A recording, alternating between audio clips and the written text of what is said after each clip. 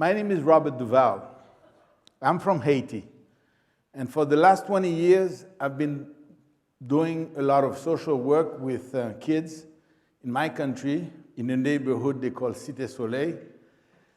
And throughout those 20 years of social work, I've made a lot of lessons. I've learned a lot of lessons that I just want to share with some of you from the audience, being parents, social workers, friends.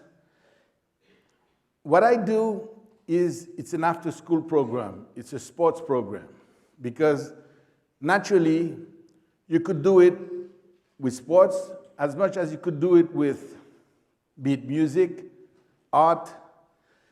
The idea is to be able to engage the kids into a new world, into a world that probably they are not used to. Their world has a window. The window out of their world in a slum like Cité Soleil, it's of violence when they look out. It's garbage dump. It's hunger.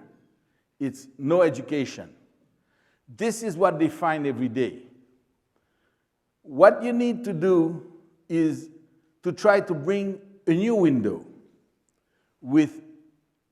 we do it through sports, like I said before, and we try to show them through the sports and through the education, the sports which engages the parents, engages the friends, engages physical activities. And this way, he becomes attracted to a new vision, to a new world, where his old world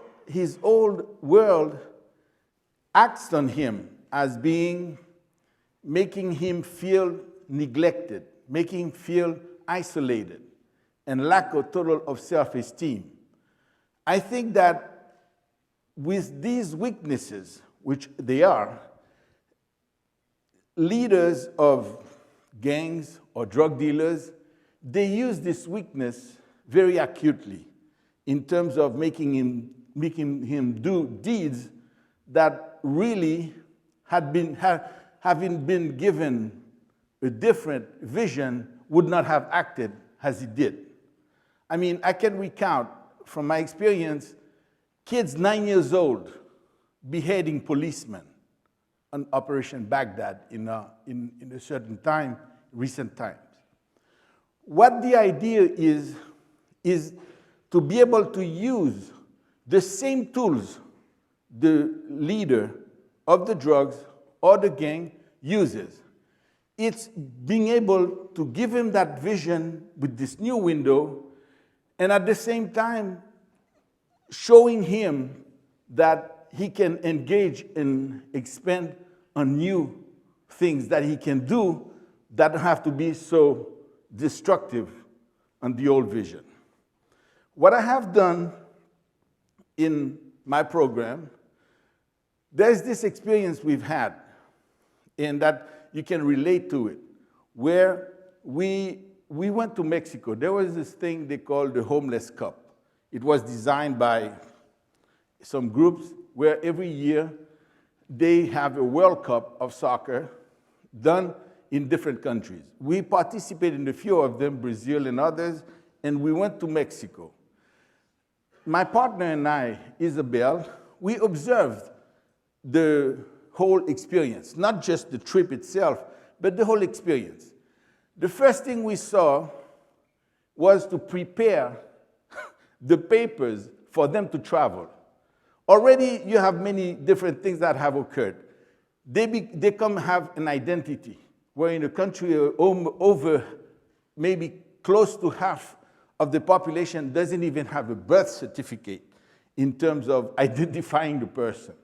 Now you have an ultimate identification that comprises all of this, which also at the same time opens boundaries.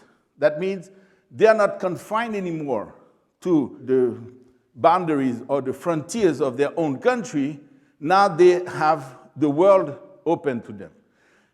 There is also the fact that imagine the boundaries that opens in his mind when he's going out of the country where he's never been out of his neighborhood. That's the second spot, which is very key.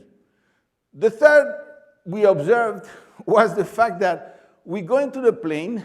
It's the first time he's been in a plane. They've been in a plane. It was a group of 6, including the coaches, which I don't make the difference between the kids and the coaches as they are coming from the same background. Then, when we get to Mexico, we thought, oh, Mexico, it's a land of culture. There's so much to see from the Mayan Indians and, the monuments.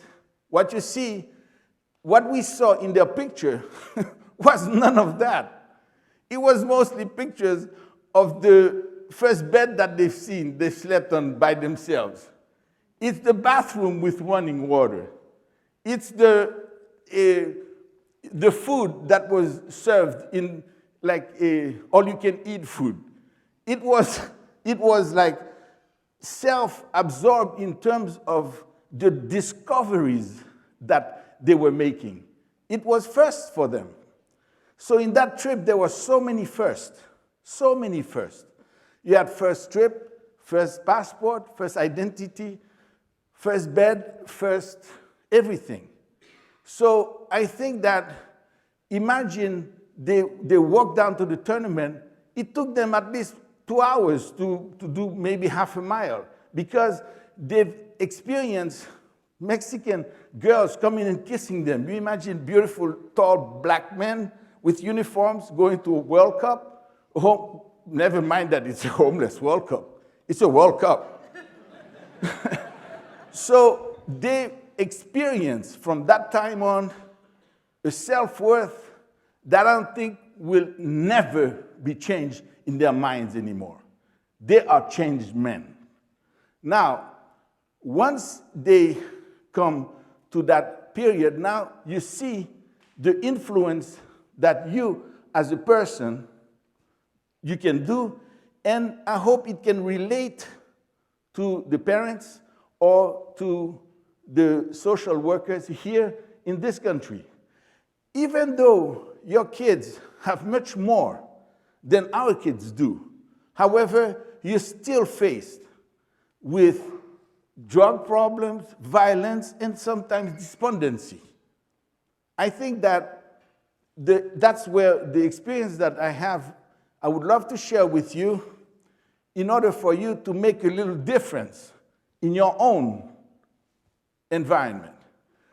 But there are a couple of things we need to do. The first thing, we need to take them seriously.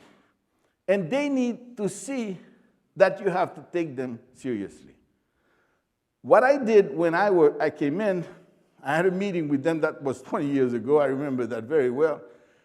I tell them, listen, I come from my privileged background because I've decided in my life I want to make a contribution to society with you guys.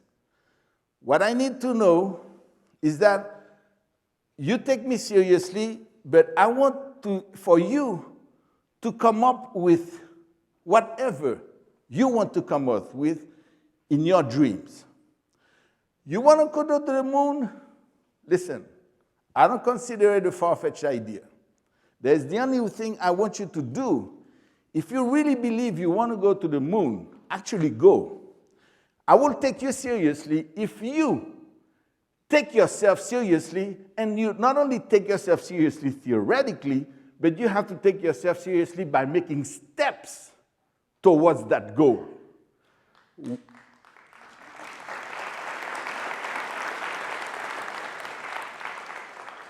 Once you take the steps towards that goal, I see you concretely take the steps to go to the moon, I'm your first passenger.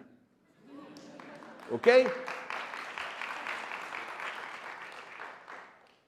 Now, once they realize that you're serious, I bet you there are things that I've seen from these kids.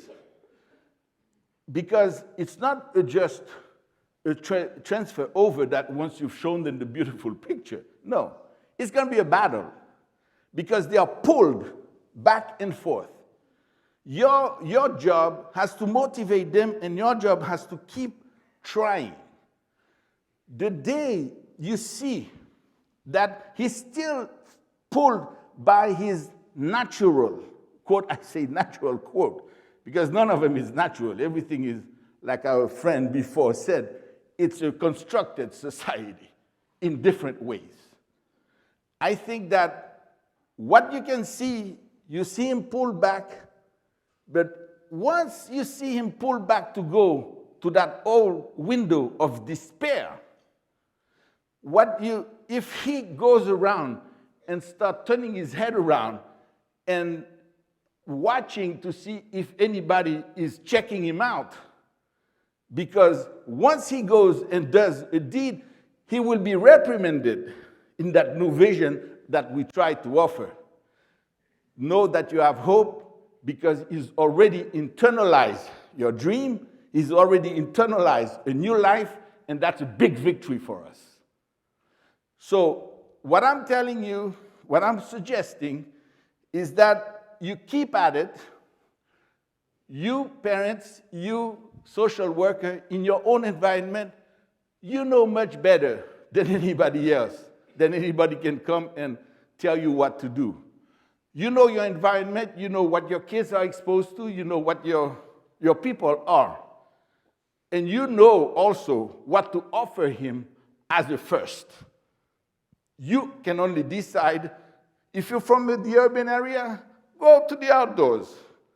If from the outdoors, go to the urban area and try to manage the expectations and develop his new dream through a hope and for his future. That's all I can say, and I thank you very much for your